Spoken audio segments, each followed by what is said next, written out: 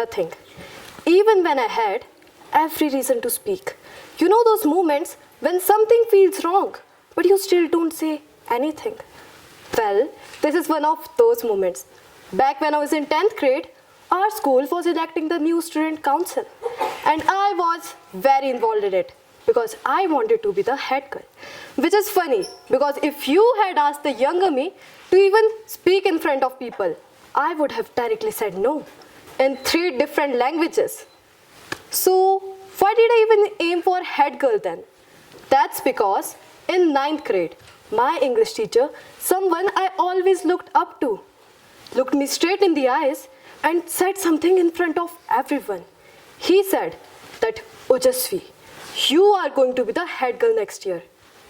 And I remember smiling awkwardly because I didn't know how else to react to that, because in my head I'm thinking what a head girl actually is and whether I was anything close to that, which I clearly wasn't. But the weird thing about sentences like those is that they don't leave you, even when you try to shake them off. And slowly, the change started happening. Somehow, the girl who hardly used to bother about her homework was suddenly the first one to submit it. People noticed, and now everyone had the same prediction that you are going to be the head girl this year. And even I started believing in it. But then came the day we all had been waiting for. The teacher walked in, holding that white sheet of paper with names written all over it.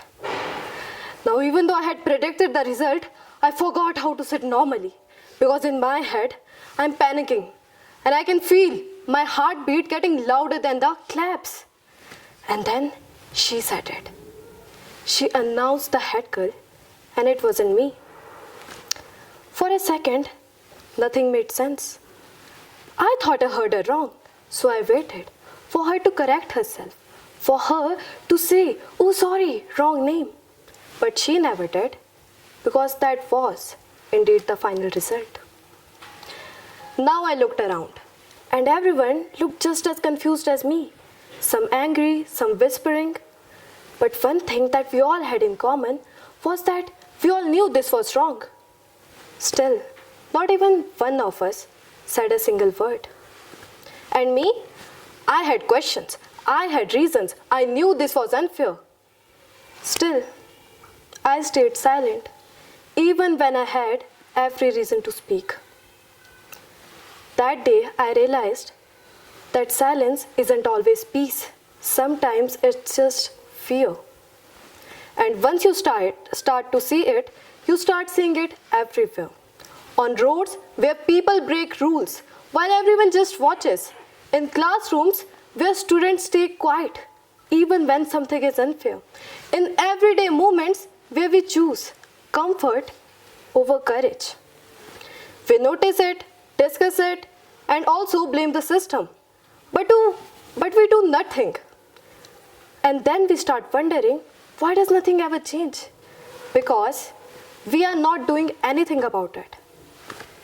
Silence isn't peace. Sometimes it's fear.